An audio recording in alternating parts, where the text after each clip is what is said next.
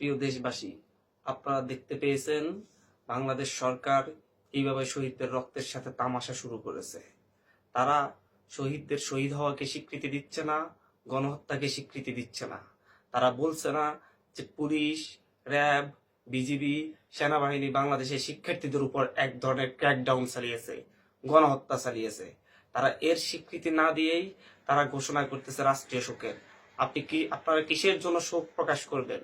যাদের গণহত্যার স্বীকৃতিই দিচ্ছেন না এবং যারা শহীদ হয়েছে, যাদেরকে হত্যা করেছেন, উল্টো তারা যে সহযোদ্ধাদের সাথে লড়াই করেছে, যে সহযোদ্ধাদের সাথে সংগ্রামে যুক্ত হয়ে তারা তাদের জীবন বিলিয়ে দিয়েছে, সেই সহযোদ্ধাদেরকে নির্বিচারে গ্রেপ্তার করছেন, হয়রানি করছেন, গুম করছেন।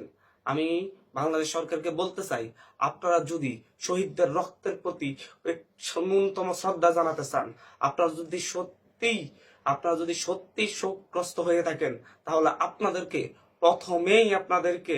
শহীদদের রক্তের জন্য, মানুষকে হত্যার জন্য, এত এত শত শত শিক্ষার্থীকে হত্যার জন্য যারা দায়ী, মন্ত্রী পর্যায় থেকে কনস্টেবল পর্যন্ত প্রত্যেককে অব্যাহতি দিয়ে আইনের আওতায় আনুন। তাহলেই আমরা বুঝবো আপনারা আসলে শোকাগ্রস্ত, আপনারা আসলে শহীদদের রক্তের প্রতি আপনাদের শ্রদ্ধাবোধ আছে। তার আগে এসব মায়া কান্না দেখাবেন না। আপনারা শহীদদের পরিবারকে হেনস্থা করতেছেন, শহীদদের সহযোদ্ধাদেরকে হেনস্থা করতেছেন, তাদের সহপাঠীদের বিরুদ্ধে মামলা দিচ্ছেন, আবার আপনারা শহীদদের প্রতি মায়া কান্না দেখাচ্ছেন।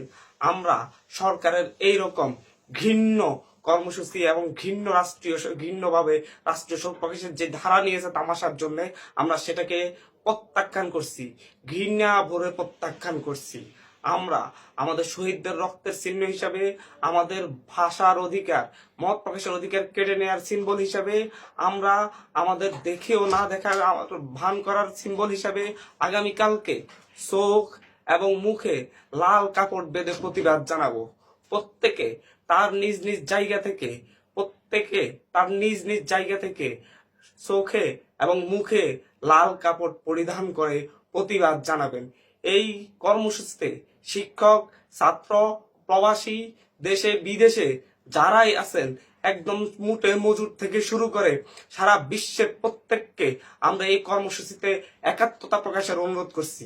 আগামীকাল সকলে আমাদের শহীদদের রক্তের স্মৃতি হিসাবে, শহীদদের প্রতি আমাদের মুখের ভাষা কেড়ে নেওয়ার স্মৃতি হিসাবে, সিম্বল হিসাবে আগামীকালকে প্রত্যেকেই মুখে এবং চোখে লাল কাপড় বেঁধে প্রতিবাদ জানানোর আহ্বান করছি।